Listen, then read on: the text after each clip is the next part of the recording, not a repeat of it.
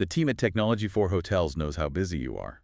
So we've created this concise briefing to keep you up to date on key happenings in the hotel industry. Let's dive in. Okay, let's unpack this week's most compelling stories shaping our industry. We're seeing some exciting new properties, major renovations. Yeah, things defining the guest experience. Exactly. And then there are the strategic financial moves shaking up ownership, plus those big picture trends. They're really redefining how we operate. It's moving fast. It really is. It's a landscape moving at lightning speed, and our mission today really is to distill what you need to know to stay ahead. You're absolutely right. This isn't just, reporting news. It's about understanding the forces at play. For leaders like you, recognizing these patterns, the implications, doing that quickly is critical for navigating what's next. Precisely.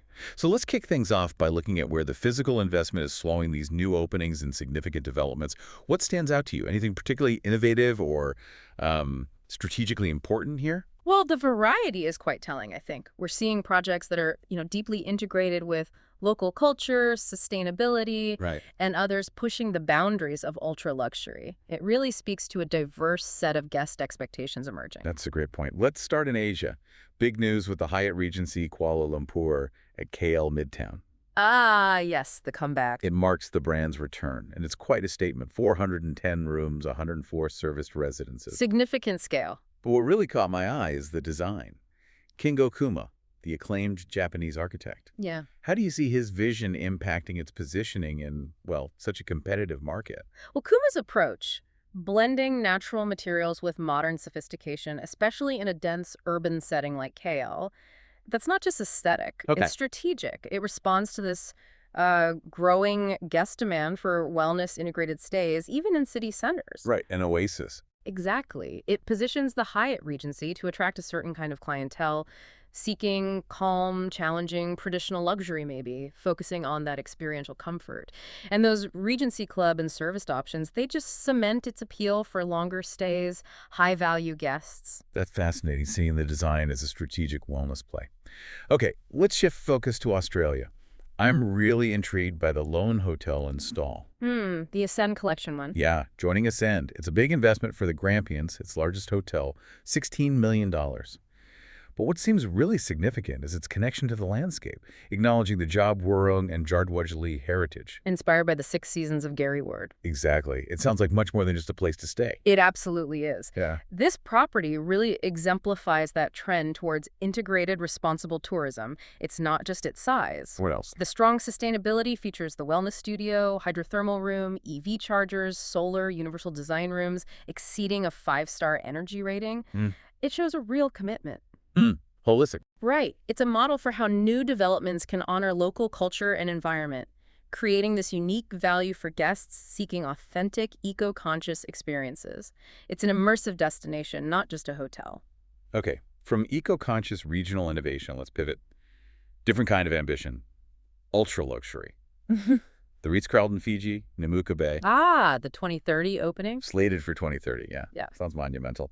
Fiji's Coral Coast, 28 hectares beachfront, nearly 250 keys, 83 villas with private plunge pools. And that presidential villa pool, 186 square meters. I mean, that's just an extraordinary scale of luxury, isn't it? It's not just luxury. It feels like they're aiming to set a new benchmark for ultra-luxury in the South Pacific, defining a new level of experiential opulence. So the amenities reflect that. Absolutely. 7 dining venues, extensive wellness, over 1,300 square meters of event space, even a wedding chapel. It's all designed to reflect and elevate Fijian culture. It signals huge confidence in Fiji for the world's most discerning travelers. Okay, so we've looked at these big new builds, but it's also crucial to see how existing assets are being revitalized, right? Yeah, definitely.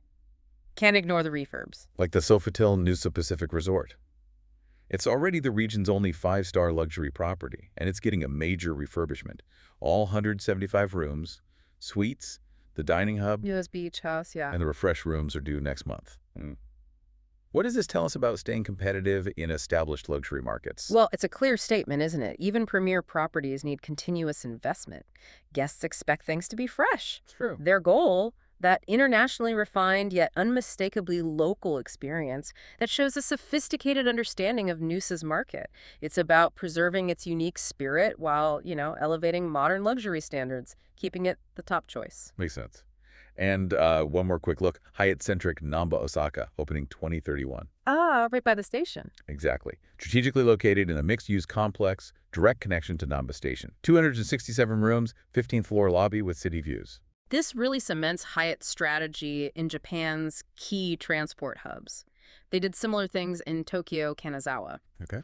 That direct connection to Namba Station highlights how crucial seamless access is for leisure and business travelers in these dense cities. So across all these, what's the thread? What we're seeing, I think, whether it's eco-retreats, urban luxury, strategic refurbs, there's a clear focus on market-specific needs and a forward look at where the real value lies in the next decade. Okay, that's a great overview of the physical landscape. Now let's turn to the financial side, Yeah. the strategic acquisitions and investments. Right. The ownership shifts. Here's where it gets really interesting for those looking at market movements, wouldn't you say? Absolutely. These deals, they're not just numbers on paper. They really illuminate confidence in specific markets, reveal portfolio strategies. And signal where investors see growth. Exactly. Long-term growth and stability. Let's start with Lilienfels Blue Mountains.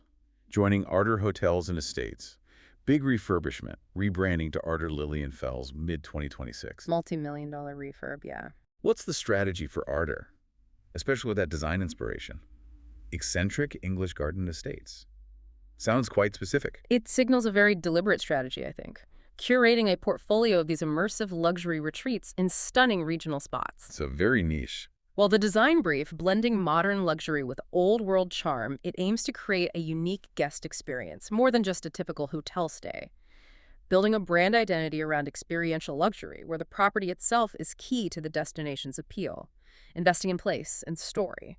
That's a clear vision. Yeah. Okay, next up, Goldfields. They've acquired Sorrento Beach Resort in WA. Oh, the strata consolidation. That's the one.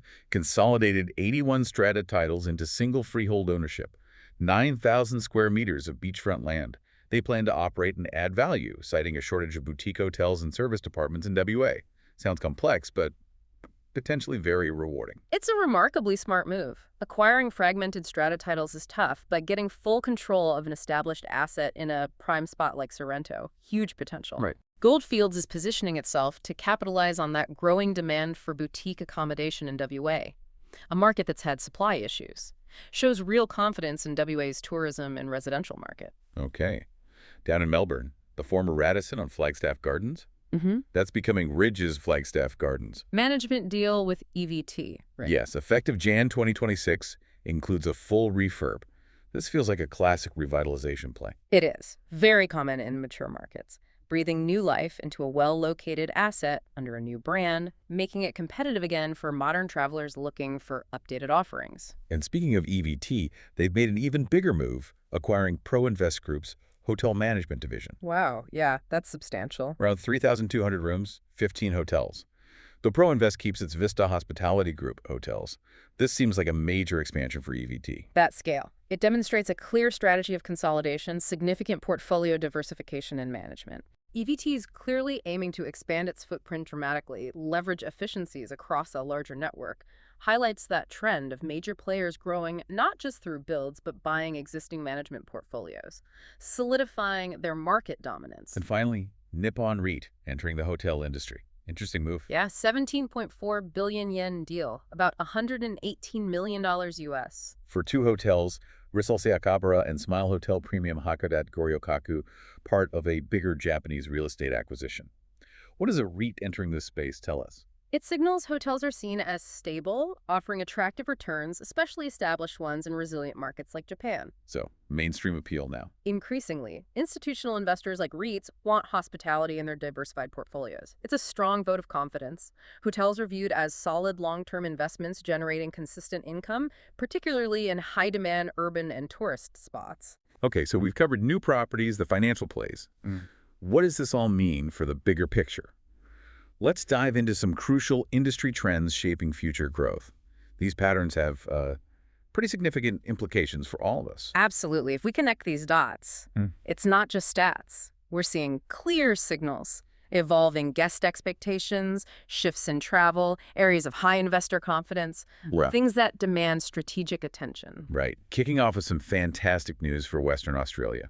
Accor is reporting record occupancy growth. forecasting their strongest year in over a decade. That's impressive. Perth bookings for the rest of 2025 are up 10% over last year. October and November are jumping 25% and 39% respectively. Wow. And major sporting events, Bledisloe Cup, the Ashes Test, driving unprecedented demand. Yeah. Up 14% and 57%. Incredible. It truly is. And it's not just Perth, is it? Regional WA is also seeing record momentum. That's right. Occupancy 11% above 2024. Q4 increases up to 88%. It highlights really robust demand, driven by that powerful events calendar, the resources sector workforce, growing leisure interest too. And Accor's focus. Their focus on extended stay and lifestyle. The Savills mantra, the upcoming Hyatt Perth, that aligns perfectly with these drivers. It boosts the city's profile, a testament to a strong event strategy and diverse offerings. That's incredibly strong growth, Right. certainly short to medium term. But looking maybe a bit further out, any potential headwinds? Or do you see this events-driven demand as sustainable for WA? That's a critical question, yeah. While demand is robust now and events are a huge driver, long-term sustainability depends on continued infrastructure investment, effective marketing beyond just the big events, and, well, how global economics play out. Right. Maintaining momentum means consistently offering value, unique experiences, converting those event visitors into repeat travelers. That diversification into lifestyle and extended stay is probably a smart hedge. Makes sense. Okay, another massive trend. Yeah. The lifestyle hotel boom across Asia-Pacific. Oh, yeah, huge growth there. Nearly 65,000 lifestyle rooms added since 2014. That's a four-fold increase. JLL projects there'll be 9% of all new openings in the region soon. And a 34% increase in overall lifestyle supply by 2027. What's driving this phenomenal growth? It's a fundamental shift in guest preferences, I think. Travelers, especially younger ones, people seeking authentic experiences, they're moving away from traditional sort of cookie-cutter stays. They want more. Yeah, more experience-driven, design-led, locally immersive places that reflect the destination's culture, its energy. Lifestyle hotels with those vibrant communal spaces, curated food and beverage, local connections. They nailed that. It's a segment that's clearly outperforming. Attracting developers and travelers alike. Exactly. And kind of linked to that, we're seeing a significant surge in branded residences in Asia-Pacific. Definitely related. A Savills report projects a staggering 180% increase by 2031. Southeast Asia, Thailand, Vietnam, Indonesia leading the charge. What's the secret sauce here? It's a confluence of factors. Rising affluence across APAC, tourism growth driving second home demand, and a strong appetite from brand-conscious investors, especially from China, Hong Kong, Singapore. So the numbers are big. Huge. APAC's got 40% of the global pipeline, over 65% are resort-led, coastal. The rising price premiums show confidence. Marriott, Accor, IHG, Four Seasons, they're all expanding aggressively here. Savills even thinks APAC could rival North America as the biggest market eventually. It's about aspirational living, brand loyalty, leveraging that halo effect of a trusted hospitality brand. These trends really underscore the dynamism, don't they? So, finally, let's quickly touch on the human element. Key leadership appointments, the people navigating these shifts. Indeed. These leadership shifts often reflect strategic realignments, new perspectives, reinforcing strengths, positioning for growth. It shows how dynamic the talent market is. We've seen quite a few notable moves. Paul Flett, now Area GM, Sydney for Star Group. Sam Egerton is CEO for Star Group overall. Right, big changes at Star. Steve Molnar, multi-property GM for Marriott. Courtney Lavender, Director of Conference and Events at Sofitel Sydney Darling Harbour. Jason Heron-Smith, Commercial Director at Sofitel Sydney Wentworth. Lots happening at Sofitel, too. Also, Jel Ayton, GM for Le Meridian Melbourne. Zoe Sanson and Brad Waugh, new operations managers at Accor. And Ryan Tuckerman, Group Director of Sales, Luxury and Urban for EVT. Each of those appointments, you can see the strategy. Strengthening leadership in key markets or specific areas, like the Star and Sofitel moves focusing on top talent in luxury urban settings. EVT's Sales Director appointment aligns with their recent acquisition. These leaders will be crucial in translating these trends into results, which I suppose raises an important question for everyone listening. As we see this increasing specialization in new properties, these aggressive acquisition strategies, and the undeniable rise of lifestyle and branded residences, how are you positioning your own properties and teams to not just adapt, but truly lead in this ever-evolving hospitality landscape? That wraps up this week's 5-Star Weekly Briefing. Thanks for tuning in and staying informed with the latest of the hotel industry. Don't forget to check out our 5-Star Conversations podcast, where Brendan Granger from Technology for Hotels sits down with the industry's most influential leaders to uncover their journeys, insights, and the future of hospitality. It's a must-listen for anyone passionate about elevating your guest experience and driving innovation in the hotel world. Until next time, stay well and stay ahead. See you next week.